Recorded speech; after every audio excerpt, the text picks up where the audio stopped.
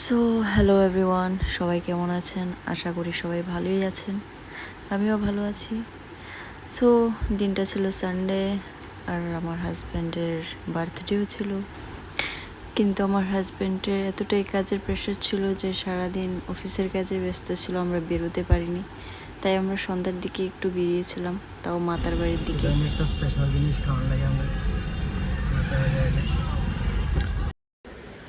বেশিরভাগ সময় যখনই আমরা ঘুরতে বের হই আমরা ওইদিকেই যাই, মাতার বাড়ির দিকে। ওইদিকে একটা স্পেশাল এগ পেটিস পাওয়া যায়, যেটা কিনা আমার হাজব্যান্ড অনেকটাই পছন্দ করে। সো ওর স্পেশাল দিনে ভাবলাম সেটা গিয়ে ট্রাই করা যাক। যেহেতু সেদিন সানডে ছিল, তাই মন্দিরে প্রচণ্ড পরিমাণে ভিড় ছিল। সো সেই কারণেই আর ওই দিন আমরা ভিতরে যাইনি। সেখান থেকে আমরা একটু চলে আসলাম রেল স্টেশনের দিকে। এখানে এসে একটু কফি খেয়ে তারপর একটু এদিকে টাইম স্পেন্ড করেছিলাম।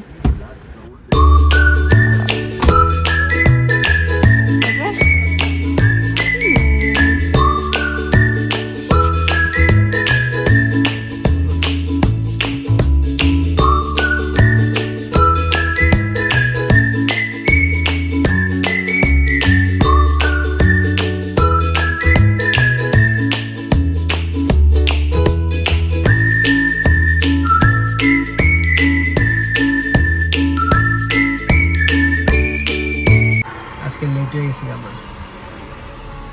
কফি কা চুস। আজকে আমরা আইতে আইতে অনেক লেট হয়ে গেছে। হে গাইস, আমরা আইছি লেট নাইট পার্টি করতে। সরি, এটা লেট নাইট একটু ভ্রমণে বাইরেছি আমরা আউটিং করতে উইথ আওয়ার দর্শনা পাপ্পা। আর কফিটা কেমন? মিষ্টি হয়েছে। পাপা বলো হাই হাই গাইস। তারপর রেল স্টেশনের দিক থেকে আমরা বার হয়ে গেছি কেক শপের উদ্দেশ্যে। ইচ্ছা তো ছিল যে আমি নিজেই ওকে কেক নিয়ে গিয়ে সারপ্রাইজ দেব, কিন্তু আনফর্চুনেটলি ওকে কেকটা ক্যারি করতে হচ্ছে, কারণ অন্য কাউকে দিয়ে কেক আনানোর বা আমার নিজে গিয়ে কেক আনার মতো সুযোগ বা সিচুয়েশন কোনোটাই ছিল না। সো ওর সাথে বেরিয়েই আমাকে কেকটা আনতে হলো। তারপর বাড়িতে এসে কিছুটা রেস্ট করার পর এই যে আমরা বসে গেছি কেক কাটার জন্য।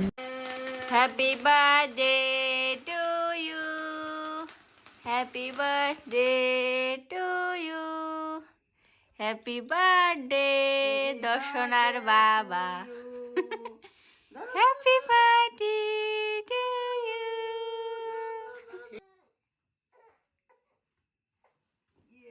আরে আমরা খাইয়ালে আই পাকাটা চালাই দাও, পাকাটা চালাই দাও। থ্যাংক ইউ আমার বউরে, আমার বার্থডে পালন করছে বুড়া বয়সে। সো ইচ্ছা তো ছিল যে ওর জন্য অনেক কিছুই করব, কিন্তু কিছুই করতে পারিনি। যাই হোক, ঠাকুরের কাছে একটা জিনিসই প্রার্থনা করব, যাতে তুমি সবসময় সুস্থ থাকো, ভালো থাকো, আমাদের সকলকে নিয়ে ভালো থাকতে পারো এবং আগামী দিনগুলি যাতে আরও ভালোভাবে কাটাতে পারো।